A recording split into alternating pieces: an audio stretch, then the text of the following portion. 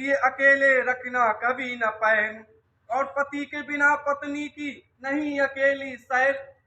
बोले आप कहीं वन में जा रही, कहीं उपवन में जा रही, कहीं मेले इत्यादि में जा रही हैं, तो आप अपने पति कुल में हैं, तो आप किसे किसे साथ ले जाएंगी? तो बताया है कि पहला वचन यदि जाओ उपवन में, तो अकेली कभी मत जाना, तो अकेली कभी मत जाना तुम, सास ननद दे बड़ो भाभी किसी अपने को ले जाना तुम।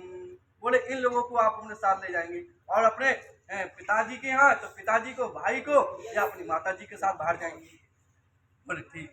दूसरे वचन में आप कह रहे हैं त्रिपुरा से बियो मत वालों से करना कभी न बात, कुसंगियों की संगत में है नाना विधि उत्पात।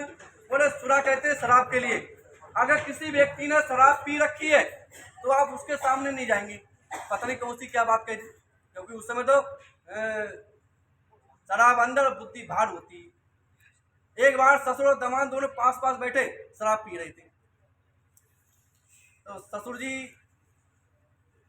को जाना चढ़ गई। ससुर जी बोले अरे दामाद, हमने सुना है तुमने हमारी लड़की बहुत मारी है, इसलिए बात बहुत बिगाड़ी है। तो दामाद भी कहने लगे ससुर जी कैसे बातें करते हो, जैसी लड़की तुम्हारी वैसी लड़की हमारी है।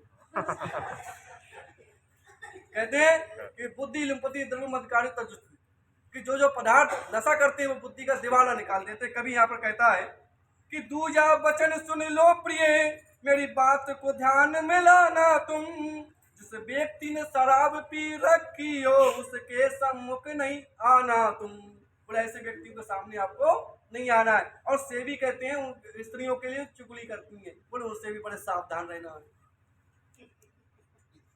और तीसरा वचन बड़ा सुंदर बताया है कि बेपूछे और बिना बुलाए मैं के हो न पयान, अपने आप कहीं जाने पर कम होता सम्मान।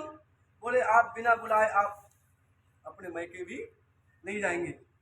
कि तीजा वचन सुन लो मेरा, तुमको ऐसे समझाना है, बिना बुलाए कहीं और तो क्या अपने बाबुल के घर भी नहीं जाना है।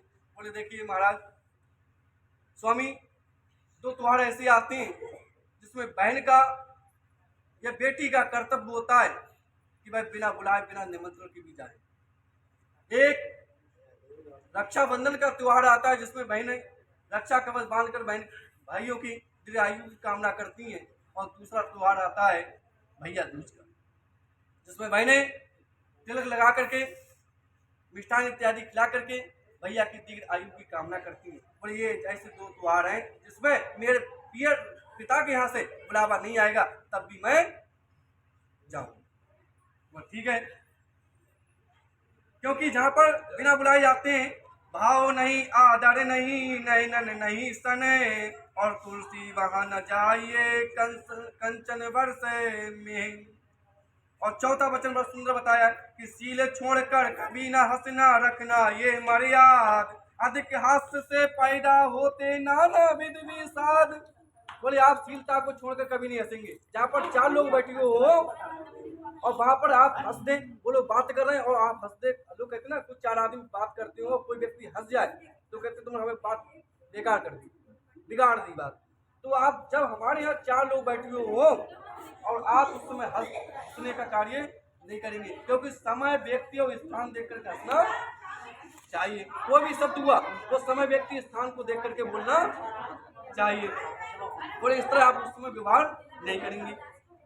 पांचवा बताया है कि पति कैसा भी हो तुम करना सदा प्रेम व्यवहार, निगम अगम बतलाते हैं ये नारी धर्म का सार। बोले आपका पति जैसा है वो आपके लिए पति परमेश्वर है, आप उसी के साथ में अपना जीवन यापन करेंगे। बोले देखिए क्या कभी दूल्हा आए तो दूल्हा की मैं प्रशंसा नहीं करूंगी? बोले हाँ, उस समय आप दूल्हा की प्रशंसा करेंगे, क्योंकि दूल्हा उस समय कौन होता है? विष्णु के रूप में होता है। हाँ, उस समय आप उसकी प्रशंसा करेंगे, किंतु अपने पति के अलावा अन्य पुरुषों की आप ज्यादा प्रशंसा नहीं करेंगे, तो उससे हीन भावना उत्पन्न होती है। और पतियों के लिए विशेष निर्देश दिया है कि हाव भाव मन इच्छा कुछ कुछ पत्नी की पहचानू, और खुशी मनाती रहे हमेशा ऐसा व्रत मन में ठानू, अपनी को ही परम सुंदरी परी अप्सरा जानू, और विष के तुल्य पराई नारी होती है सच मानो। पराई नारी विष के समान होती है। और एक पत्नी व्रतधारी को कहता श्रेष्ठ जमाना, सुखदाई व्यवहार हमेशा पत्नी संग निभाना।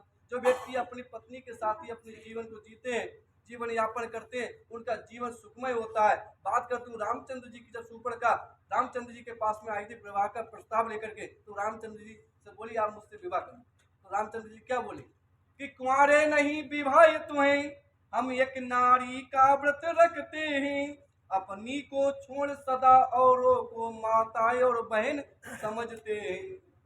और यहाँ पर यह भी कह रही है कि प्रभु सभी पराई नारी को माता ही समाने जानेंगे, माता ही समानो जानेंगे। सब सुख मुझ में ही देखेंगे, मुझको ही अपनी मानेंगे।